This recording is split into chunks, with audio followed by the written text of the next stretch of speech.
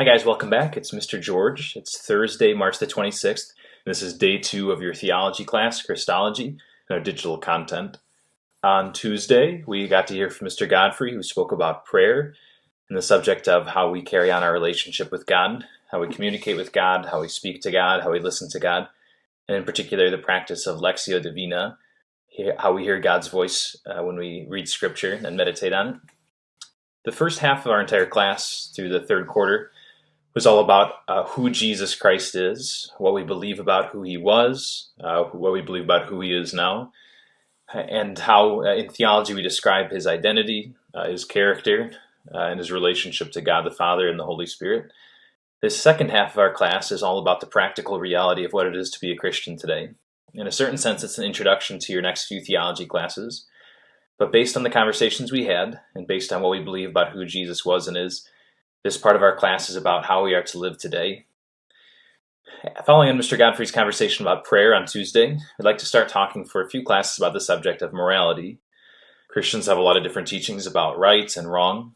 Those teachings are grounded in what Jesus taught and what we as Christians believe about what it is to be a human person. To get ready for this conversation, I had you start reading from C.S. Lewis's book, Mere Christianity, the first chapter entitled The Law of Human Nature. I know a number of my classes talked already about C.S. Lewis in the past. Again, some details you can see about his life: when he was born, when he died, the same day that President John F. Kennedy was assassinated in 1973.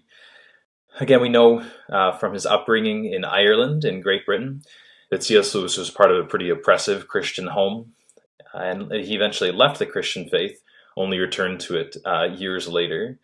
So here's a man who's thought deeply about what it means to be a Christian, and presents those thoughts to us here in this book, Mere Christianity.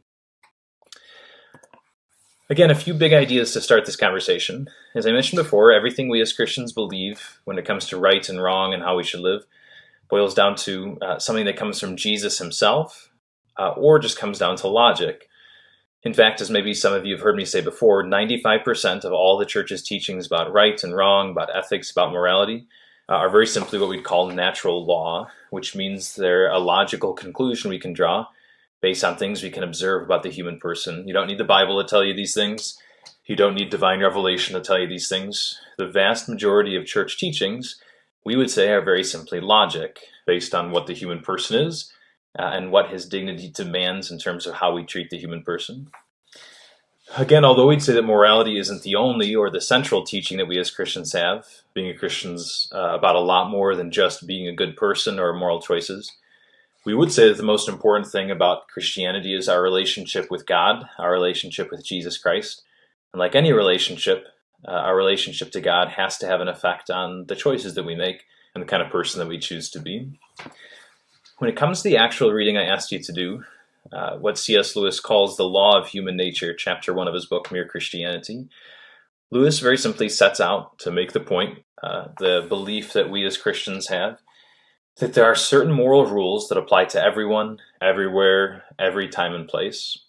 That belief is called moral absolutism, that there are certain moral absolutes that cut across societies, that cut across time periods. It doesn't matter if you're living 1,000 years ago or 1,000 years from now. It doesn't matter what religion or ethnicity or descent you belong to.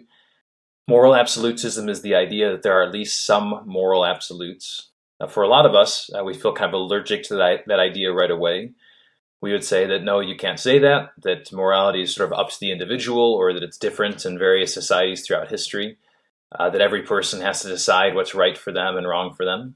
That would be the worldview called moral relativism, the opposite of moral absolutism. Moral relativists would say you cannot tell somebody that what they're doing is wrong, maybe it's right for them. Moral absolutism would be the idea that there are at least some things in the matters of right and wrong that do apply, no matter who you are, no matter when you live. C.S. Lewis wants to make this point originally by making an analogy. He says, if you listen to people who are arguing, if you listen to people in relationships, if you listen to people who have disputes, that it's very rare that you hear somebody completely disregard any kind of standard of justice or any sort of expectation of fairness. So if I'm in the lunchroom with Danny Lafferty and I walk over and I just grab a bunch of his French fries and just wolf them, If Danny says, hey, you shouldn't do that, that's wrong, you took my French fries, it's very rare that somebody would just say, well, it's right for me, it doesn't matter. In most cases, somebody would try to justify what they're doing. They try to say, well, you took, my lunch money yesterday, so I could take your French fries today, or, well, it's not that big of a deal.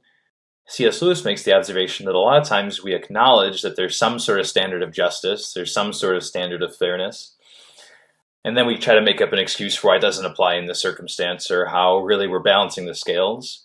If I punch my little brother, it's very rare that somebody would just say, well, I can punch whoever I want, whenever I want, there are no rules. Usually, if I got in trouble for punching my brother, I'd say something like, well, he punched me first, or he deserved it, or he started it. Again, without even thinking about it, a lot of times we make an appeal to some standard, some assumption of justice, and then we go on to make an excuse for why we're not following it in this particular circumstance. Now again, maybe that's a wrong assumption that we make, but C.S. Lewis wants to point out that most people basically assume that there is some expectation between human beings of fairness. Then we go on to make the excuse for why it doesn't apply in this case.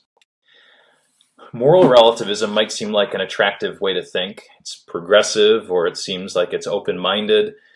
Again, we'd want to avoid condemning anybody or kind of trying to claim that somebody is wrong and we can tell them that. As attractive as that is, if we just follow moral relativism to its logical endpoint, I think a lot of us will see that it's not really a valid way to think. It's not really what we're going to want to say in the long run.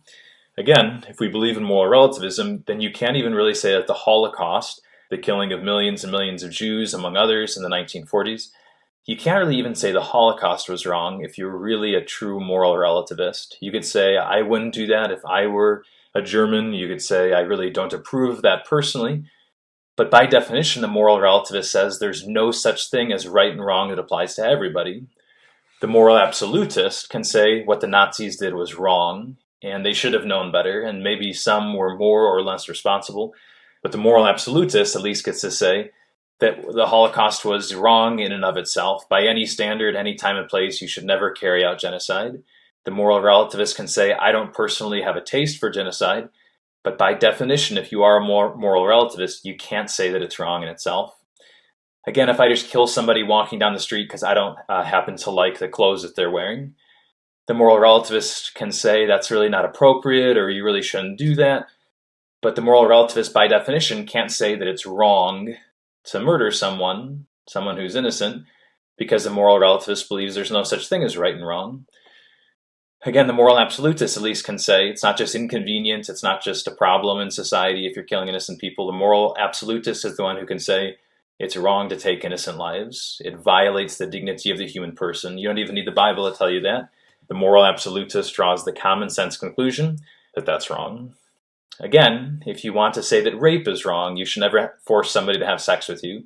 By definition, you're a moral absolutist. Maybe you don't agree with every last teaching of the church. Let's take a look at those over the course of the weeks ahead. But by definition, to be a person who says that rape is wrong in and of itself, it violates a woman's dignity, you should not do that, well, now you're a moral absolutist. Again, if we just follow those logical conclusions, moral relativism starts to look a lot less attractive. I want you to think about these two concepts, moral absolutism and moral relativism, as you go on and read the second chapter of C.S. Lewis's book, which is called Some Objections, where Lewis himself thinks about some of the counter-arguments to the idea that there's an objective right and wrong that applies to everybody, everywhere, every time and place. After you watch this brief lecture, I'm asking that you click on the attendance assignment for today. It just says attendance assignment number 2, due on Thursday, March the 26th. And you very simply pose one question about the subject of morality. Again, it could be a general question, like why do Catholics believe what we do about this or that subject? It could be a more global question, like is it always wrong to lie, or are there circumstances that are exceptions to that? It could be something that you're curious about yourself, like why does the church teach what it does about gay marriage or about homosexuality? Or you could just ask the question in general, what does the church say about these subjects, since some of us really don't know? Again, I give you some examples here. And the examples I just mentioned, you can't use those. You have to come up with some of your own. But you very simply pose in a single complete sentence, capital letters, correct spelling, punctuation mark, question mark at the end, one question that you would ask on the subject of morality. In the homework assignment, I'm asking you to do some summarizing, do the best you can to read thoroughly, maybe even to read one time more quickly, one time more slowly through this brief chapter. this second chapter of C.S. Lewis's Mere Christianity. And then your job is, in a short paragraph, to just give me your best understanding of what C.S. Lewis is saying. You're not agreeing yet. You're not disagreeing. You don't say, I think, or I feel. You very simply make the statement in 5 to 7 sentences. This is what our author, C.S. Lewis, is saying on the subject of morality. Please feel free to stop by and talk to Mr. Godfrey or me today from 10 a.m. to 12 noon. You can see our contact information in the digital curriculum office hours post and the announcements on our MyCC bulletin board page. Even just to say hello and drop in, love to see your faces. I know we both miss you guys a lot, and we're eager to talk to you over the course of the days ahead. Again, after watching this video lecture, get to your attendance assignment. Make sure you finish by 3 p.m.